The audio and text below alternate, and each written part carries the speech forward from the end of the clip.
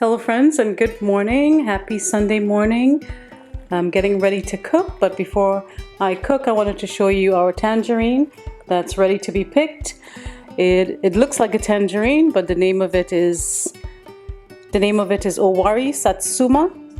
It started flowering a year ago, and it actually took a whole year for this fruit to be produced.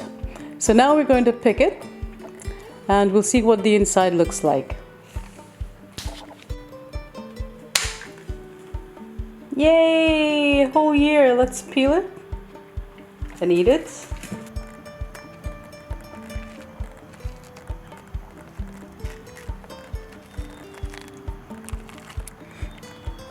It looked overripe, but it's still really good. I can't wait to see if it's very sweet. Unlike the cherry we picked, we waited 13 years for it, it was sour. So that's it. Let's taste it. Who's tasting first? How's it? No? It's sour. We waited a year for this fruit and several years for the plant to grow, and it's still sour. Okay, we'll try again. Did not think that it was sour. It just has a mild taste. So I'm gonna eat the rest of this and enjoy. Good morning everyone, welcome back to my channel. My name is Ria. And today I am in the kitchen. It's Sunday morning. My daughter is visiting from college, and I wanted to make her some empanadas to take back for herself and for her sweet mates. I wanted to make turkey empanadas, but she said beef is her favorite, so I'm going to make beef. I have 3 pounds of ground beef here, and let me go through the list of ingredients for you. Here's my mise en place, which is my prepared ingredients. I have about 2 of these scallions chopped, a very small red bell pepper from the garden chopped, about 1 cup of chopped cilantro, and this is cilantro. I have 10 olives, and I'm using this brand of olives. It's stuffed with garlic, about 10 of those, some salt, Himalayan salt of course. I have 1 cup of chopped onions, and this is the size of onions that I usually use. We get it at BJ's once a month. We buy a couple of bags. And green seasoning, about 2 tablespoons of green seasoning. As usual, I'll leave the link above and below for you. I have about 3 grated garlic, and these were in the freezer, which is why they look like this. I have about 2 tablespoons of tomato paste, and that's the brand of tomato paste I'm using today. In this little bowl here, some extra seasonings. I have 2 tablespoons of dried oregano, 2 teaspoons of black pepper, half teaspoon of turmeric, about 2 teaspoons of garlic powder, and 1 teaspoon of ground roasted cumin. And to make things easy today, because I'm running behind, I'm using prepackaged empanada wrappers. Maybe one day I'll teach you to make it from scratch. But today we're going the easy route. These are 10, which we'll be using. It has defrosted, I hope. Yep. We had it in the refrigerator defrosting. So now we'll head on over to the stove. This pot is on high heat. It's coming to temperature, and then we'll add the oil. And for reference, this is the oil that I use on a daily basis. Okay, so let's start cooking. I know ground beef is a little fatty, but I just want to add a little touch of oil just so it doesn't stick to the pot. Add in the ground beef.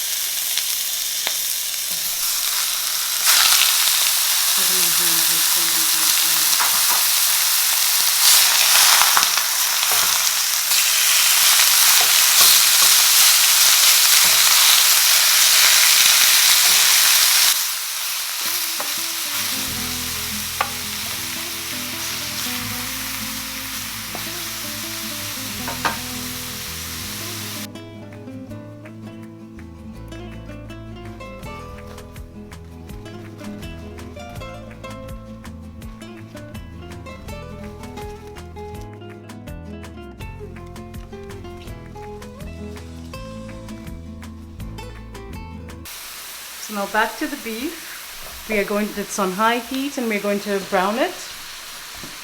I'm not going to stir it. I'm going to allow some of the liquid to evaporate at the bottom there, and then I'm going to flip it, just so it will get a nice color. It's just a little brown, You can see the brown bits here. So I'm going to flip it or stir it. Cook it for about 5 more minutes until it's no longer pink, and then we'll add in the remainder of the ingredients. And just a little tip here, it's best to use a wooden spoon with a flat base like this. It really helps to break up the chunks very quickly. Alright, I'll be right back. While that's cooking, I'll show you my plant here had little babies. And here they are. They were very tiny.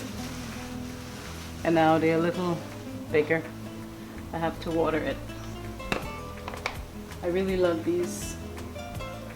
It's been cooking for about 5 minutes. It still has some liquid here, but we will not wait until it totally evaporates, because that is flavor, and once we add the remainder of the ingredients, it will create a nice stock, and the beef will cook in that stock, and then we will continue to cook it until it evaporates. So now we will add the remainder of the ingredients.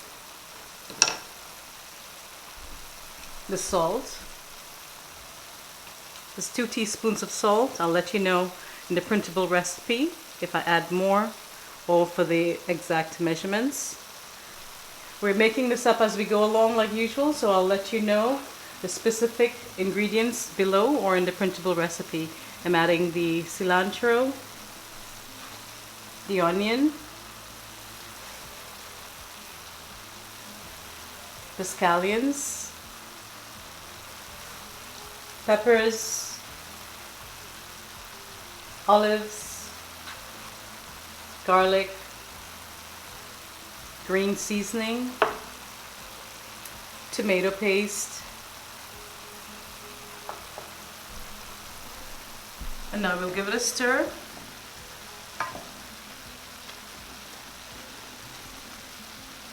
Make sure all those ingredients are thoroughly combined. Let the heat do its magic.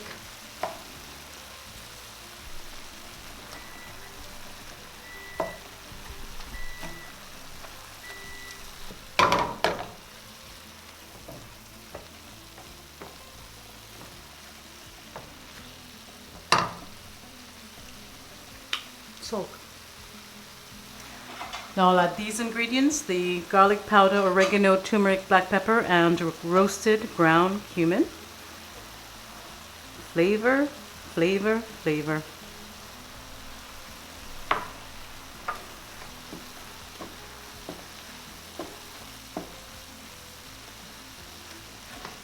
It's adding flavor as well as color.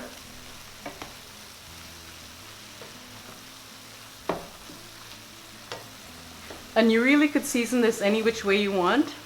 All up to you. Add your all-purpose seasoning or whatever else seasonings you use. I like a combination of fresh and dried spices in this. More so fresh than anything else. Alright, I'm going to continue to cook this. I think I'm going to add 2 more tablespoons of tomato paste, just to give it a nice rich red color. 1, 2. Keep in mind this is 3 pounds of beef, which is why I have to add so much tomato paste. If you're only using 1 pound of beef, then you'll need less.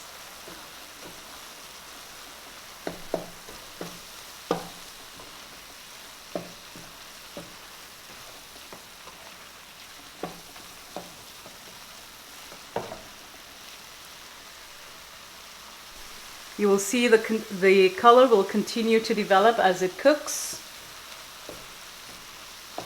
It will probably get darker than this as the flavors concentrate as well.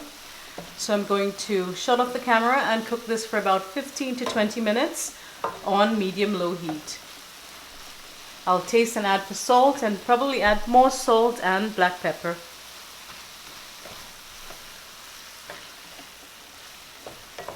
Alright, I'll see you in 15 minutes. It's been cooking for about 10 or 11 minutes now. I'm just going to add a little bit of hot pepper, not a lot. I have no idea what the heat tolerance levels of the teens are. So just a slight bit. And to balance out the tartness of the tomato paste, I'm going to add a little bit of ketchup or you can add brown sugar. Just a little bit. I'm gonna add maybe both, a little bit of both, just to see. And that's totally optional if you don't want. If you're quite satisfied with how things are, don't add it. I've added the brown sugar and the tomato ketchup, just a little bit, balance out the flavors as I said, and I'll cook it for about 3 or 4 minutes more. And allow it to fully cool before we start wrapping. Now that the cooked beef is fully cooled, let's move on to the second step of filling the dough. I'll take out one from the wrapper. You can keep it on the wrapper. And I like these because they are individually packaged. Many of the brands, they don't have this plastic wrapping over it. So I'm going to go here. We'll take a heaping 1/4 cup. Place it on the center. Spread it a bit.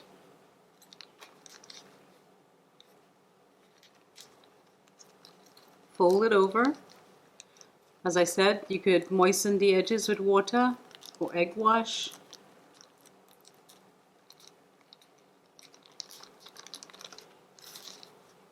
Get the fork. When the dough has softened,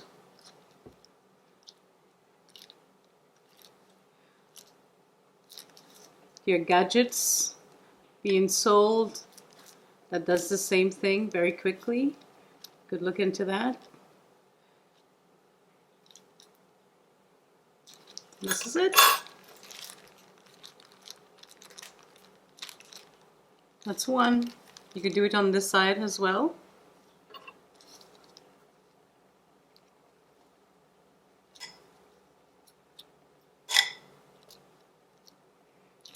Press forcefully, a little force. That's number one, very pretty, has lots of filling in it. What?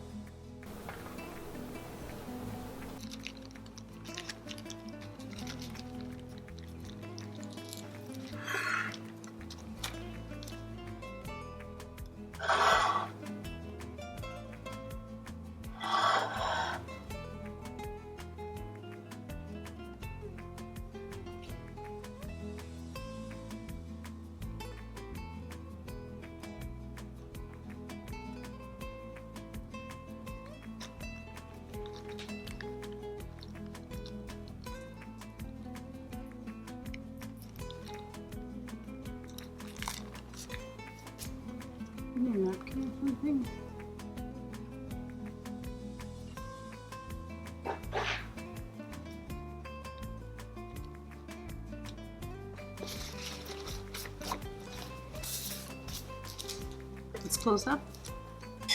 Do this one closer.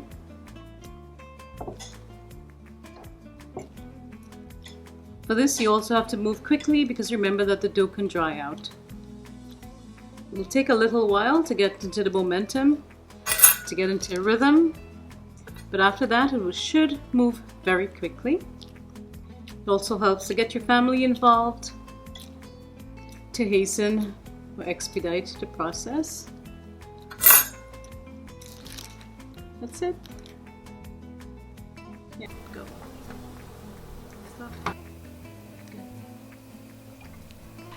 Extra tip, you can add cheese, any type of cheese, melty cheese, mozzarella, whatever you call it.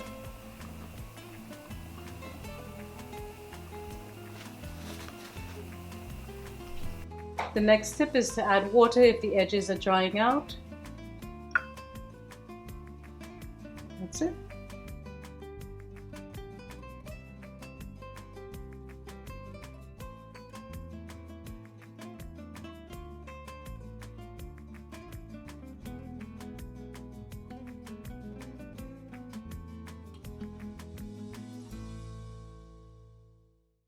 This is the rolled version. I'm just doing this to differentiate from the ones without cheese.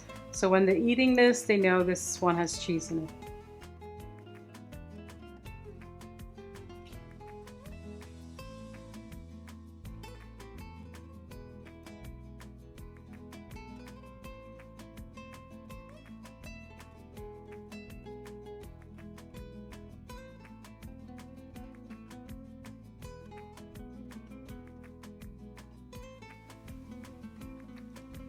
We'll place this skewer in the pot and you see it sizzling there. It means that the oil is ready. I'm going to reduce the heat to low because this has been heating for a while.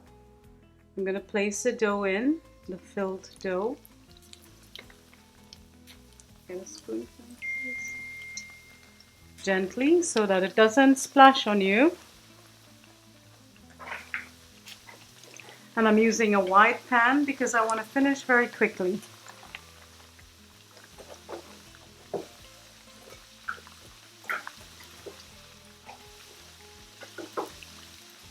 So that's 5.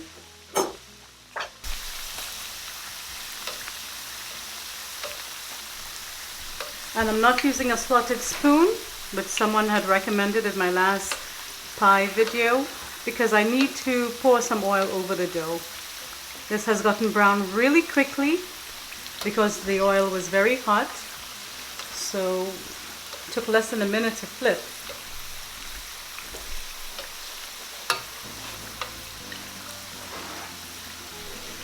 I'll continue to pour the oil over the dough.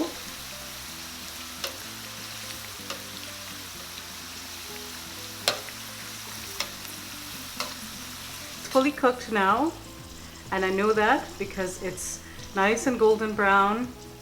There are no raw spots anywhere. I will drain it at the side of the pot.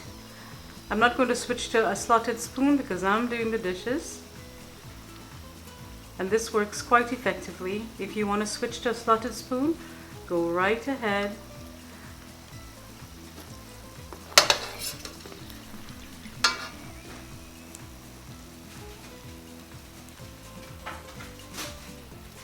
Oops.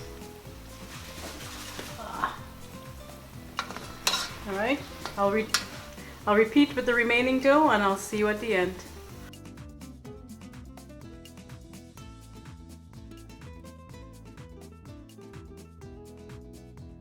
Just an additional tip here, because I have put 5 in the hot oil at the same time, it decreased the temperature of the oil very rapidly.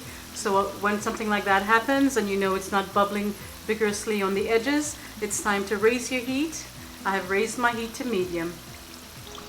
As you can see, the crimping method without any water was very effective. We don't have any broken empanadas. Since had to raise the heat to high. Now I'm removing them from the pot, so I'm reducing the heat to low because I don't want the others to burn while I drain the oil. We have finished the second set. I'm going to allow the oil to come back to temperature before we put in the empanadas with the cheese.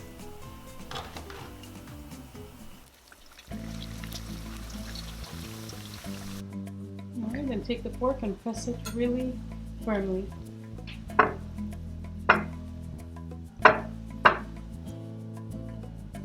And quickly, remember, if you take too long, it's going to dry out.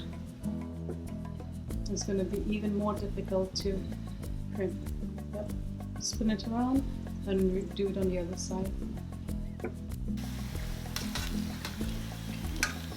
Folding method was just as effective. We have no broken empanadas and we use no water or egg wash. And this is my daughter. She has woken up and she's helping to fill the dough. And excuse the nails, we had no time to go to the salon. Don't. It's okay. Mommy! It's reality, Daria. No! Yes, no. it's okay. You already have it. This is not my daughter, this is a stranger. Mommy! Alright, we're pressing the edges to make space for the filling. Not for the filling, for the crimping. Alright, press it firmly, move quickly. Alright, crimp.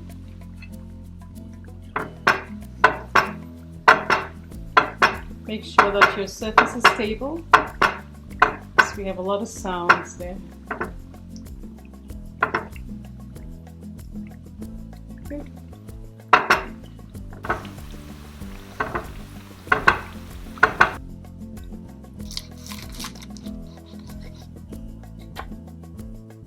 And that's all there is to it, my sweet friends. We use simple ingredients, easy techniques that resulted in the most absolutely delicious empanadas.